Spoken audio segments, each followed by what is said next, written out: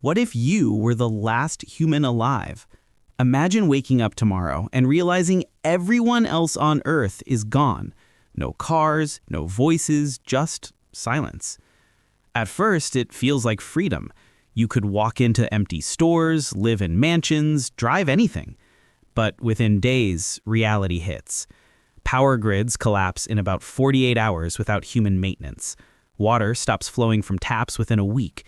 Supermarkets rot in months. You'd rely on canned food and bottled water until you learn to hunt and farm, or starve. The hardest part isn't survival, it's psychology. Studies on extreme isolation show loneliness can cause hallucinations, memory loss, even breakdowns within weeks. Prison records prove humans are wired for connection. Long-term solitary often damages people more than physical hardship. And with no one left, even purpose fades. Who are you surviving for? Long-term, nature takes the planet back. Within 50 years, cities crumble, wildlife booms, satellites fall. In 10,000 years, almost no trace of us remains. So being the last human isn't a fantasy of power. It's a slow battle against silence, survival, and meaning itself. In the end, it asks, without others, are we even human at all? What if humanity never existed? No cities, no plastic, no climate change, just ecosystems running their course. Scientists estimate 99% of currently endangered species would likely still be thriving. Bison and mammoths might have dominated North America, giant ground sloths across South America, and Europe could still echo with lions, elephants, and woolly rhinos. Carbon in the air would be 50% lower without our factories and cars. The Amazon rainforest wouldn't be shrinking, it would be even larger. Rivers would run clearer, oceans free of microplastics, and coral reefs healthier. Evolution, unchecked by us, could have produced predators larger than tigers or birds more powerful than eagles. But it's not just beauty. The absence of humans means no fire harnesses, no civilizations, no medicine, no art. Our creativity and technology, flawed as they are, don't exist. So a human-free Earth might look like paradise for wildlife, but it would miss the one species capable of asking this question in the first place. Without us, the world would be wilder, but meaning itself would vanish with our absence. What if reality is a simulation? What if everything you see, touch, and feel is fake? Nothing more than code in a cosmic computer. The simulation hypothesis was popularized by philosopher Nick Bostrom in 2003, who argued three possibilities. Civilizations go extinct before advanced tech, they survive but don't run ancestor simulations, or we are almost certainly inside one right now. Even major scientists entertain the idea.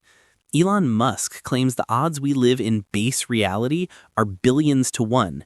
Physicists search for tiny clues, like cosmic glitches in space-time, or the idea that the universe runs on finite pixels of energy, like resolution on a screen. Skeptics argue if we can't detect the simulation, it's unfalsifiable, essentially another faith. But if real, it rewrites morality. Every choice you make could either matter deeply or mean nothing, like characters in a game destined to shut off. So, are we simulated? No proof yet. But the very act of questioning it suggests consciousness itself may be stranger than any computer we could imagine. What if free will doesn't exist? Do you really choose your actions, or are they chosen for you? Neuroscience experiments suggest the brain makes decisions milliseconds, sometimes seconds, before you're even aware of them. This challenges the idea of free will, leading toward determinism. Every choice is just the result of past causes, genes, upbringing, even neuron firings. If that's true, then no one is fully guilty of crime or fully deserving of praise. Courts, prisons, even religions built on responsibility collapse under this idea. Psychologists fear a world without free will could breed apathy. If nothing is my choice, why try? But others say it could make us more compassionate, treating harmful behavior like an illness instead of a sin. Philosophers fight back with compatibilism. Maybe free will and determinism can coexist. Yes, causes push us, but our ability to reflect and change habits still counts as freedom. So if free will doesn't exist, life isn't meaningless. It just means we're complex dominoes, and understanding the pattern might help us build a more forgiving world. What if death was an illusion? What if dying isn't the end? Religions across the world promise it isn't. Christianity teaches eternal heaven or hell, Hinduism and Buddhism envision endless cycles of rebirth, and Islam sees death as the doorway to judgment and paradise. Billions believe life continues after the body falls. Science raises other possibilities. Near-death experiences often report light, tunnels, even feelings of unity. Some neuroscientists call these oxygen-starved hallucinations. Others argue they hint at consciousness beyond the brain. Modern research into quantum theory and panpsychism even questions if consciousness is woven into reality itself, unable to be destroyed. If death is an illusion, morality matters more than ever.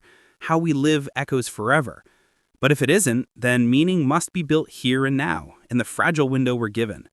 Either way, the idea that death may not be final forces us to ask, is life about fearing the end, or about how brightly we shine before it? What if there are infinite universes? Physics suggests the multiverse might be real. The many worlds interpretation of quantum mechanics claims every choice, whether you turn left or right, creates a new branch where both happen.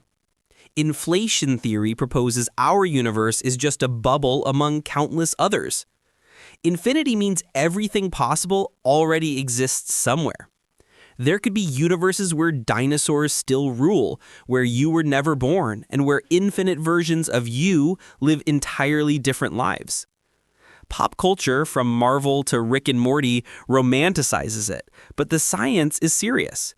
If true, the multiverse solves deep puzzles in physics, like fine-tuning. Why is the universe so perfect for life? Out of infinite tries, at least one had to be right. But there's a catch.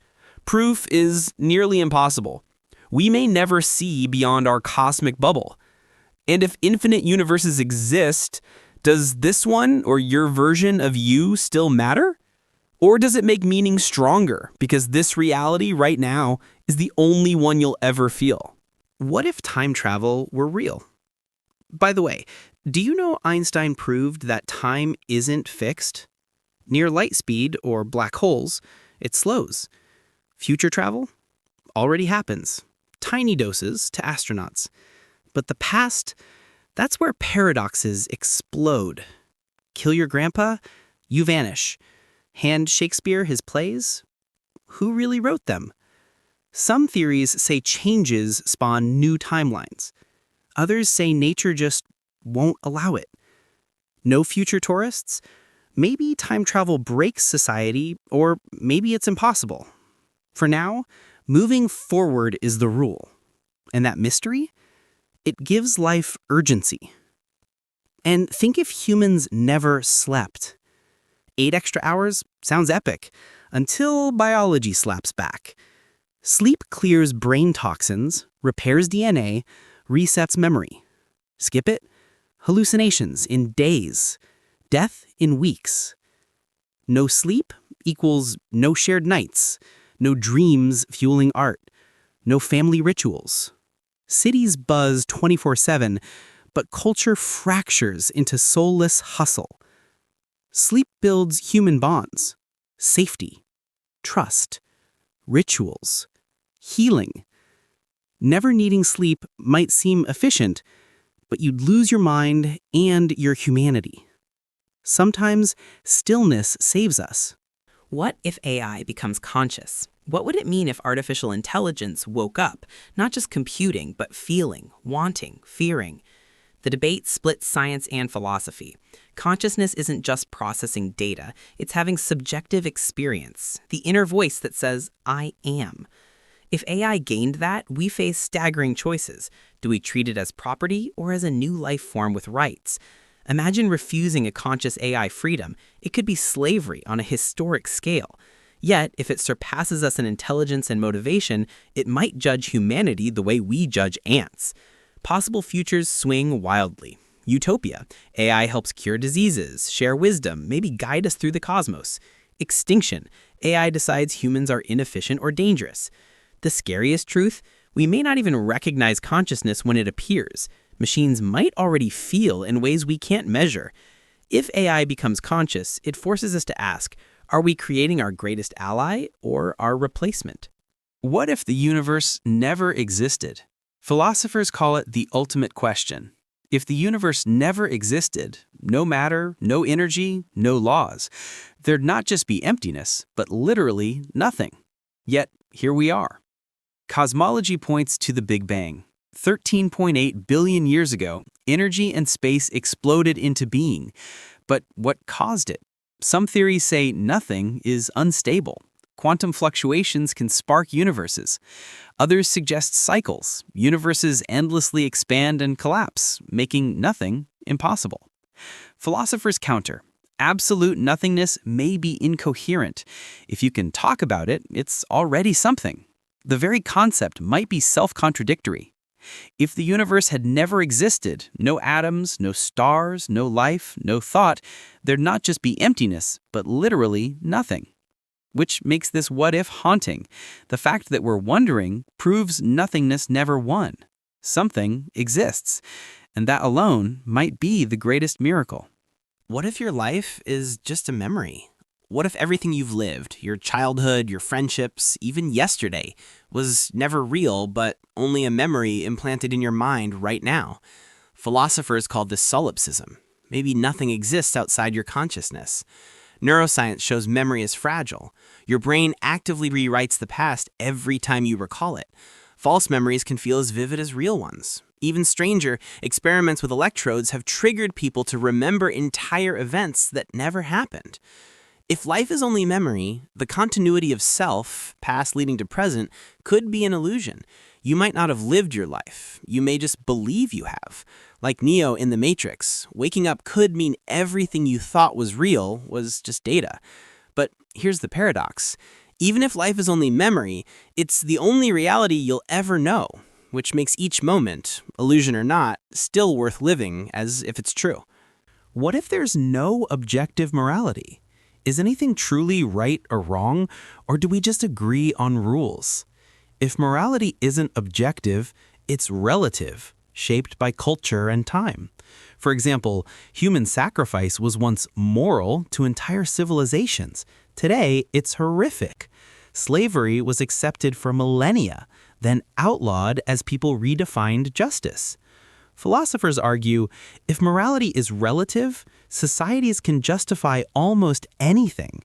That explains both history's darkest atrocities and its greatest reforms. Without objective standards, morality evolves more like fashion than truth. But lack of absolutes isn't only chaos. It forces morality to be argued, tested, and improved. Universal rights, gender equality, and humanitarian law all emerged because people challenged old codes and decided morality must expand. So, if there's no objective morality, the question isn't whether good and evil exist, it's who gets to define them. And maybe the answer is unsettling but empowering. Morality is our ongoing invention, a mirror of who we choose to become. What if consciousness outlives the body? Near-death experience studies show 1 in 5 people revived from clinical death report tunnels of light, out-of-body deus, even encounters with loved ones. Skeptics say these are brain misfires, oxygen loss, surges of chemicals. But if consciousness can exist after the brain shuts down, materialism, the mind is only the brain, crumbles. Philosophers of dualism argue the self is separate, woven into reality like energy. Religious traditions have taught this for millennia, the soul passing on. If true, the implications are massive. Science would need to ask not just how does the brain think, but where does consciousness go when matter ends? For faiths, it would be confirmation. For skeptics, it would mean everything we know about life is just the first chapter. If awareness survives the body, then our choices carry eternal weight. And perhaps death itself is not an ending, but a doorway we barely glimpse. What if humanity is alone in the universe? We scan the skies with telescopes and send signals into space, but what if no one ever answers? Astronomers call it the Fermi paradox. With billions of galaxies and trillions of planets, statistically, life should be common. Yet, silence. If we're alone, it means Earth is unimaginably rare. Humanity might be the universe's only conscious voice. That gives us both a duty and a burden. If we destroy ourselves, consciousness itself could vanish from existence. Psychologically, loneliness on a cosmic scale changes everything. Some would despair, believing we are fragile accidents. Others would find awe. We are the caretakers of all meaning. Technologically, it pushes two futures: to protect this planet as sacred, or spread to the stars to ensure intelligence doesn't end with us. So, if humanity is alone, it's terrifying, but it's also empowering. In a quiet universe, every laugh, every love, every creation here on Earth may be the only story consciousness will ever tell. What if nothing matters? What if nothing has meaning? No God, no purpose, no ultimate truth. That's nihilism, the belief the universe is indifferent and our lives are just tiny sparks in an endless dark. Friedrich Nietzsche warned of its rise in the modern world after the death of God. Jean-Paul Sartre and Albert Camus took it further. If life is absurd, we still must decide how to live it. The despair side says, if nothing matters, why try? Why care? Why live? History shows how dangerous this void can be, whole nations and individuals collapsing into apathy or violence. But the counterpoint is hope. If nothing is given from outside, then everything is open. Camus argued the only real answer is rebellion, to keep creating, keep loving, keep giving life your own meaning, even if the universe is silent. So if nothing matters, it isn't the end of value, it's the beginning of freedom. Meaning isn't waiting for us, it's built by us every day in every choice we make.